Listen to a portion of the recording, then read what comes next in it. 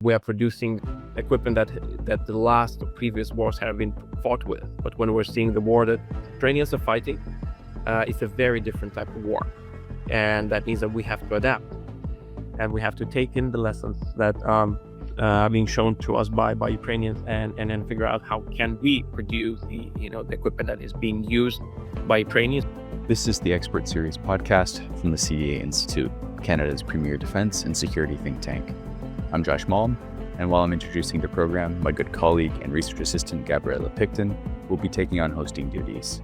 It's Tuesday, June 3rd, 2025. Fiscal stability is important, but if there will be not sovereignty, if there will be no independence, fiscal stability is nothing. So we have to take care of our security and then to talk about fiscal stability. It's just the first stage currently of imperial expansion of Russia. We in the Baltics remember very well, also through our family experiences, what does it mean when Russia is preparing for war. I think considering the actions of Russia and what's going on in terms of threat, we can expect Canada to This past year, Lithuania announced plans to increase its defense spending to 5 to 6% of GDP by 2026, significantly exceeding NATO's 2% guideline and the alliance's proposed 3.5 hard target.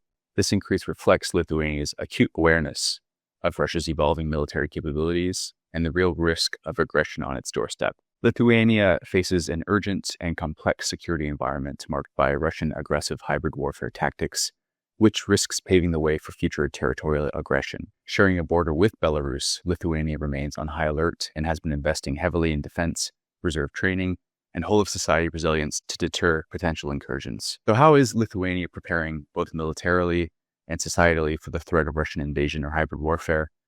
And what lessons can Canada and other democracies learn from Lithuania's approach to building national resilience against hybrid threats? Furthermore, how can Canada be a more robust ally both to Lithuania and the alliance more generally? Today, former Foreign Minister of Lithuania, Gabrielius Landsbergis, joined us to discuss this and more.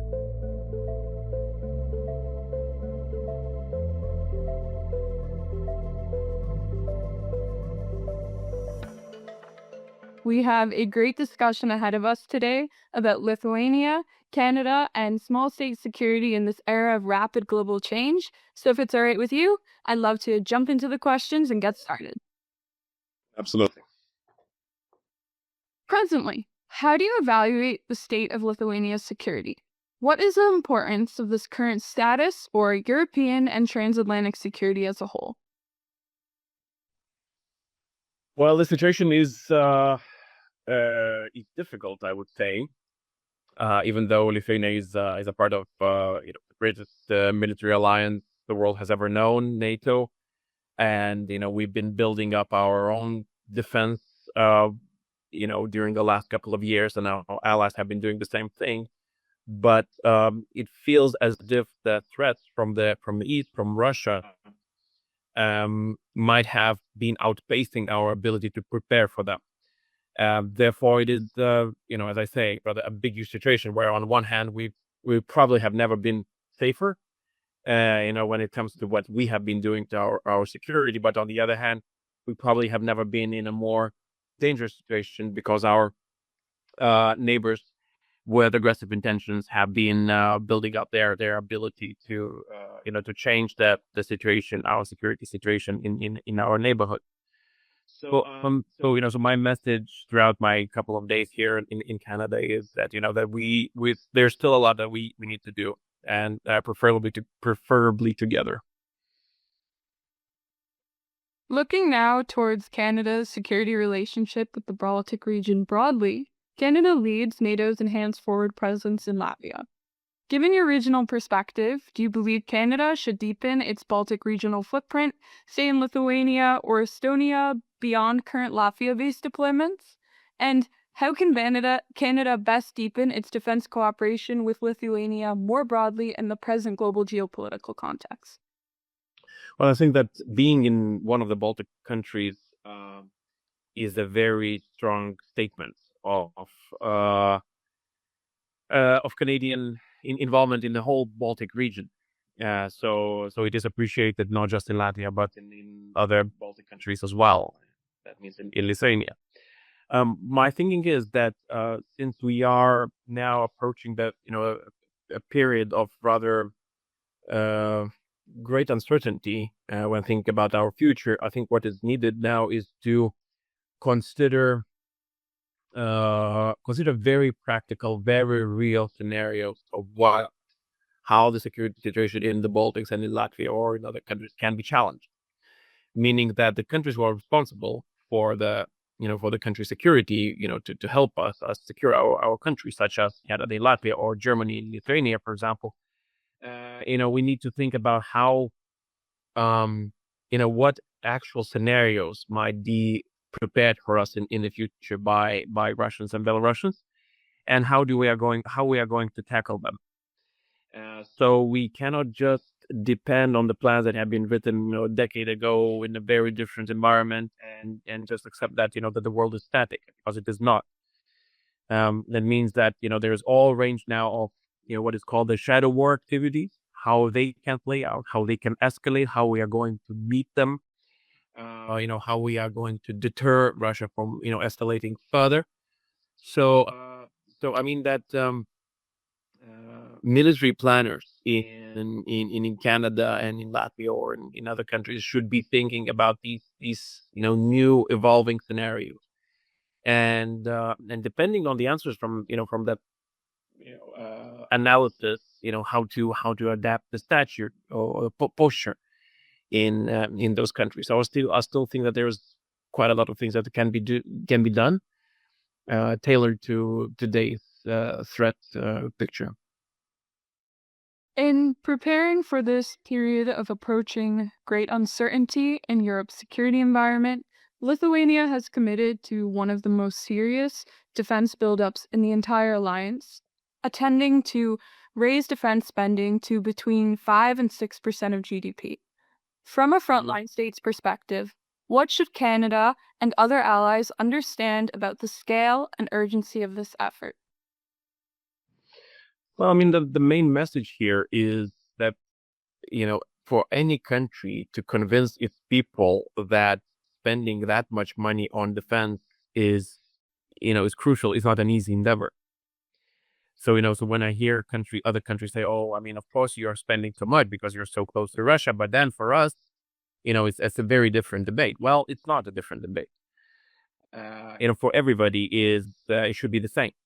Because, when we see countries that are closest to the war, closest to Russia, that they're spending so much on the defense, basically tells that a big chunk of alliance defense is being carried by the countries who are closest to the war. That means that, a country like Lithuania or Poland or others are basically investing to defend, countries that are further from Russia. So, and as well, I mean, it means that if we engage in this endeavor, if we convince our voters that is needed, if we try to rearrange our social contract with the electorate that, look, no, this is the new reality, that means that the perceived threat in our country is real. And I think that we need a bit more coherence across the alliance when it comes to the threat understanding of what it means, because I mean, if an alliance is challenged in one of the tiniest countries, let's say somewhere in eastern flank, and if left without response, because that is also a possibility where a small country might not be able to defend itself for a very longer period of time when the alliance gets the help ready. That could be a huge domino effect that could start a very huge domino effect on all the countries, that all other countries will feel the change, reverberate the change from that attack or whatever. That means that the no country will be isolated. That means that if Latvia is attacked, Canada will be affected in any way, in many ways. So that means that the example from Lithuania or other countries in the region should foster the debate elsewhere as well. That this path needs to be walked.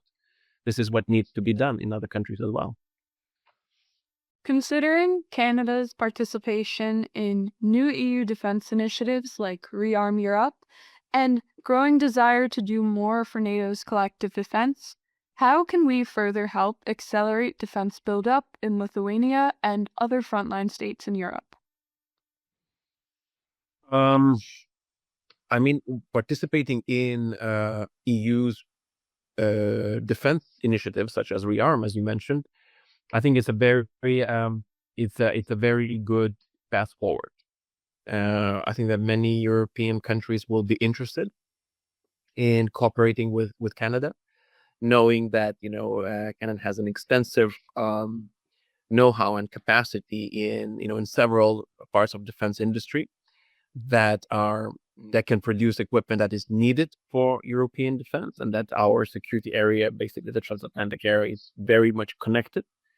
So I think that there is a great potential to have a great synergy in this, meaning that the companies in Canada could produce and countries in Europe can procure.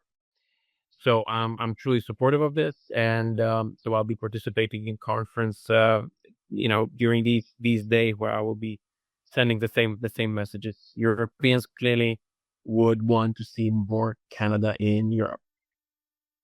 Looking further at the current defense industry buildup across Europe, are there bottlenecks getting in the way of making Europe fully combat ready? Do these challenges vary between Eastern and Western European allies? Yeah, there are a couple. So first of all, it is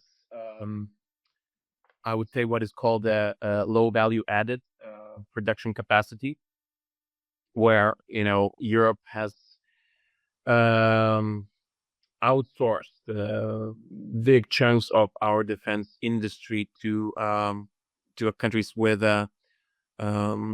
lower labor costs, and that leaves us a bit vulnerable. For example, where we need to produce things like explosives, which are lower value added, and we just cannot produce enough of it, or ammunition and stuff like that. So this is one of the bottlenecks. The second one is that the way that the war is fought is changing, meaning that our industry is mainly based on what is called the legacy defense industry, meaning that we are producing equipment that the last or previous wars have been fought with. But when we're seeing the war that Ukrainians are fighting, it's a very different type of war, and that means that we have to adapt, and we have to take in the lessons that are being shown to us by Ukrainians, and then figure out how can we produce the equipment that is being used by Ukrainians, or how do we defend from the equipment, and again it was new and being used by Russians against Ukrainians, because we can definitely envisage that the war against NATO would be rather similar to what is happening in Ukraine, rather than take into account the Afghan war, Iraq war, or the wars of the 90s. So this is also a new development that we have very limited time to figure out. Shifting now to the current war in Ukraine, efforts to achieve a peace deal appear willing to concede part or all of Ukraine's occupied territories to Russia. What are the implications of recognizing Ukraine's annexed regions as Russian? Well, that's a horrible decision. Would be a horrible decision, because the post Second World War architecture, European, but you can call it world architecture, security architecture, is based on the fact that the borders should not be changed by force, and if we let that principle go, that means that it unties the hands of any dictator who wants to change more borders. Even take my country. When we were occupied by the Soviet Union after the Second World War, when we were left occupied, there was a clear non-recognition doctrine, mostly led by the United States. On that basis, we we were reborn in 1990, as a country, because there was a clear definition, what is Lithuania, that it is under occupation, that, we were forced into Soviet Union, that it was not our decision, and therefore, we have a right to break free. And it took a while, many decades, but we broke free on the condition that basically this was an illegal act. If we change that, if we let that go, I mean, it basically removes one of the fundamental elements of entire world security, and it will definitely, give way for many new conflicts in the future. So the thing that I can hope for is that it will, even if that happens, if some countries would agree to this, that is definitely not universal. But the best case scenario is that this mistake is never, it's never accepted, not done.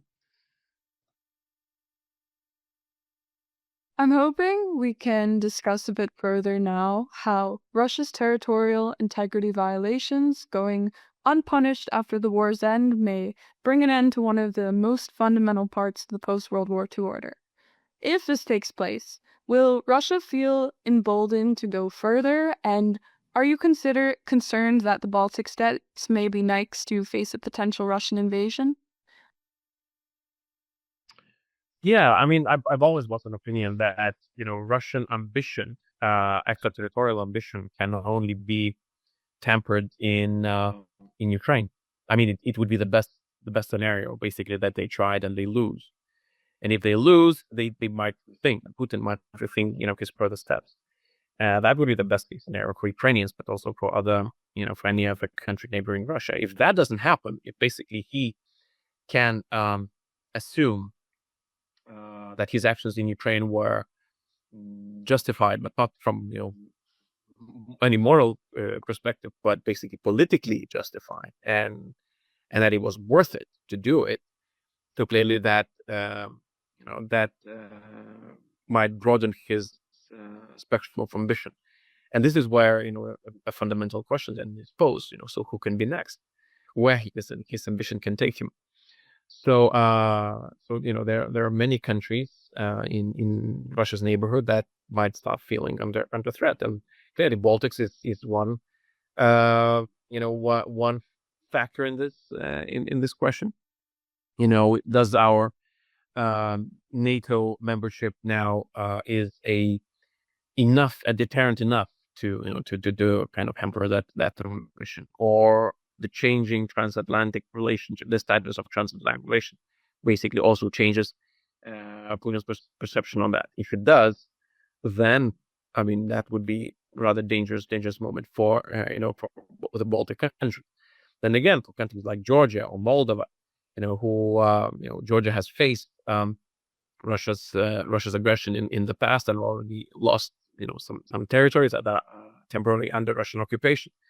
Moldova also has part of its territory occupied by, not belonging fully to the country with Russian troops stationed in it. So clearly these countries could potentially be targets for Putin's broader military ambition.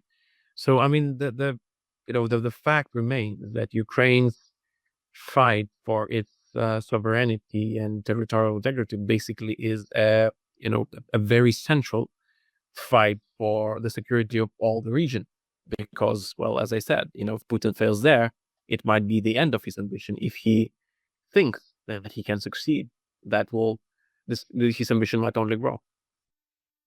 In March 2025, MGU published a falsified history of Lithuania with a foreword written by Foreign Minister Sergei Lavrov. Do you agree with the assessment by the Institute for the Study of War that Russia may be attempting to create pretext for the denial of Lithuania's separate statehood and justify a near-future annexation? Why might Lithuania specifically be the current target for this? Yeah, well, we have to really be vigilant because the narratives that are being introduced into the public sphere, first of all, in Russia, are potentially the precursors of their, military ambition later, because this has been clearly the scenario that has been played out in Ukraine. Denial of statehood, denial of history, of language, of culture, and basically the rewriting of historical facts, falsifying many of them, then helps Putin to explain to his own people why he needs military intervention in another country. So I take that very seriously, and I think it has to be taken very seriously, because it might be a precursor to something much greater. And I mean, if that is, if that repeats, and if we're seeing that this is taken as a a policy, then clearly many of us should be worried about this. What is the state of Lithuania's current planning for a potential Russian invasion, particularly in regards to joint civil military endeavors and ensuring whole of society readiness? Well, Lithuania. So first of all, we covered a bit of that about the financing, because it requires quite a transparent explanation to the society of why, why an increase in financing, a drastic increase in financing is needed. So last year, Lithuania has been spending, more than 3%, up to 3.5% of our GDP toward defense. Clearly there are other needs that country has, right? So, you could spend the same money on, I don't know, police or teachers or roads or just leave the money with the people so they could, they could spend it. But you decide to increase the budget, and with increased budget to spend more on defense. So it clearly has to be explained. So it all starts with with a story. It starts with a story and explanation that the threat is real, that it's a long-term threat, and has to be mitigated with our preparedness. So you have to build up a mandate, so that people would understand. And Lithuania has been engaged in this for quite a while. Of course, most strongly now during the last several years when the war, full-scale invasion started. And so that that helps us to build up our defenses. But then again, I mean, there are very practical things that we are doing. We're procuring lots of new equipment. We're training ever more people in our for our reserve. We're preparing our borders that they would be ready, technically ready if there's an incursion, Russian incursion. And then, of course, what else is needed is a countrywide, community-wide preparedness of, again, of this non-military threats when it comes to the understanding of narratives, fake news, and propaganda, all that sort of thing. So people would be aware of what Russian instruments are and how to deal with them. So then again, I mean, Lithuania is in a rather good position today to share its know-how and instruments that we have, since we have been building up them for a while now. Canada is just beginning to build the type of mandate you've mentioned and have public conversations about national resilience in the face of growing hybrid threats. We've touched on this a bit already, but could you elaborate further on what Lithuania's model teaches us about preparing a democracy for long-term hybrid warfare? Well, so first of all, we're seeing that in other countries that are close to Russia as well. It's firstly a very frank and open conversation with the societies as to what the threat actually is and what are the ways to deal with it. And I mean, Ukrainians are paying a horrible price to be a very, very valuable lesson to all of us. And when I'm asked usually, the questions of why Lithuania is so strongly supporting Ukraine and where does it come from, I say, look, we can imagine, many of us can imagine a Russian drone flying in our capital city, because first of all, we're just so close to the border, 35 kilometers from Belarusian border. And and even my generation of people um, have seen Russian tanks in Lithuania. So basically, we do remember and we do imagine how that would look like, if it happened today. So definitely, we don't want that to be repeated. And then it helps us to have this conversation with our people, not to scare them, but basically to get them prepared. The people would start preparing, offer them training, offer them information, how can they, be themselves better prepared, and how can they be part of collective preparedness. Many of them, joined, quite a few of them joined military, quite a few of them joined paramilitary organizations that, would help with the defense objectives, if that is needed. So, but I would, first of all, it has to be clear to the people what is happening and what the repercussions would be if the country is not getting prepared. From Brussels and other Western European capitals, where distance from Ukraine and the war may create less of a sense of urgency than in the East, do you perceive any remaining hesitancy to counter Russia? And from the Baltic perspective, has Western Europe been too slow to recognize the threat Russian hybrid warfare is already posing to the continent?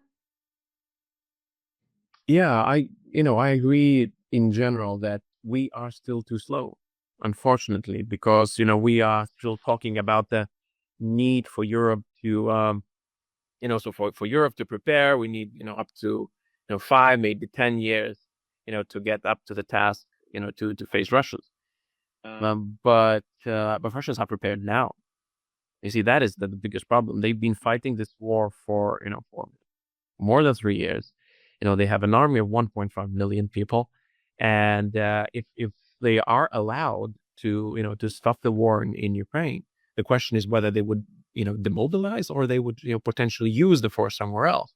And if they decide to use it, are we ready to face that? So in most cases, I argue that there have been these moments in world history in 20th century where certain events would trigger the Western reawakening to an extent where basically the most difficult tasks would be taken on, and and then the order would be restored. And that is in some cases called like a Pearl Harbor moment. So what is the Pearl Harbor moment? And then unfortunately Europe has not yet had this. I mean, unfortunately, but basically we had an opportunity to have this, right?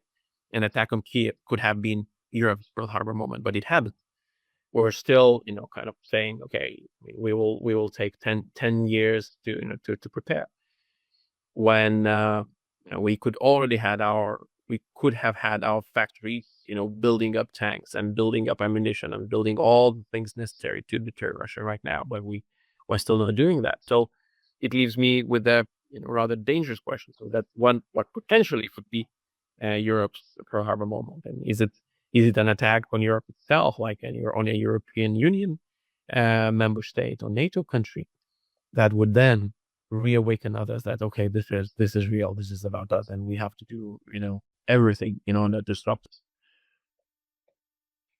Looking now beyond the eastern flank, is NATO failing to counter Russia in still ideologically contested regions of Eastern Europe and Eurasia? Specifically considering the current crisis in Georgia, how should the alliance be responding? And how can allies go further in ensuring security guarantees for aspirant members, even if full NATO membership for them is not yet possible? Yeah, well, I mean, Europe and the West, I would say, is even until the January 26th, have been rather overwhelmed with the events in Ukraine.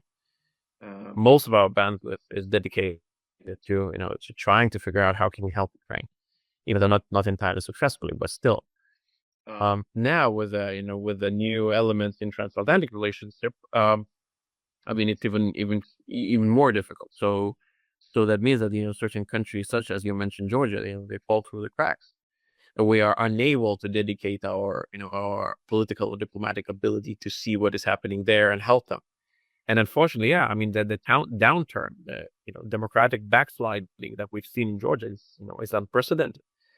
I don't see any other country. I have not seen any other country that would undertake a path so quickly and so fast, to change from the an aspirant EU and NATO country to basically a country that is isolated, basically non-democratic, approaching to authoritarian regime, as in Georgia. So it is on us, and basically we have to get adapted to this, poly-crisis world where, unfortunately, we will be not able to devote all our time and all our effort just to one country. We have to be able to manage more conflicts at the same time, or issues, let's call them, because there's, currently not a active conflict in Georgia, but just a country that is being lost. So this is the new development that we have to somehow figure out, because I don't see that we're there. Despite being a small state, Lithuania is a transatlantic leader in confronting current authoritarian powers head-on.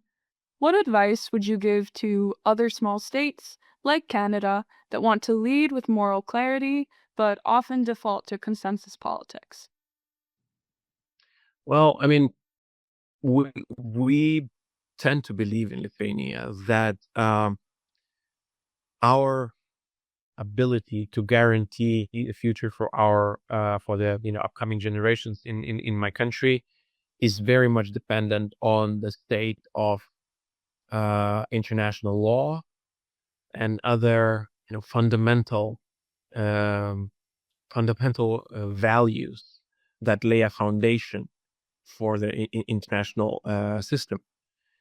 So therefore, we base our policy more often on what is called we base it on values, so that we, by helping others, we know that we help ourselves as well. So we defend human rights, we defend the freedom of speech, we defend democracy and sovereignty of other countries, and so we kind of take a moral stand more often, because we know that the same elements, if withdrawn from beneath our feet, could basically then would be a basis for us losing our country again. If you're able to deny country sovereignty, that like in Ukraine, if you can deny a country of democracy, if you can deny a country of of freedom, basically the same thing can be done to us. And we believe that that we are connected in this. That there's proverbially no country is an island, and we are connected via just globalized environment, via trade and interactions between countries, and that means that when one country is affected, others are affected as well. So the more countries join in this position, I think it makes the world safer. And that's all for today's episode. The Expert Series is released every Tuesday and Thursday. If you want to learn more about the CDA Institute, follow us on social media, visit our website at cdainstitute.ca, or subscribe to our newsletter for the latest updates on Canadian defense and international security. If you have comments or feedback about what you heard in today's edition, email Josh at cdainstitute.ca. I'm Josh Malm. Until next time.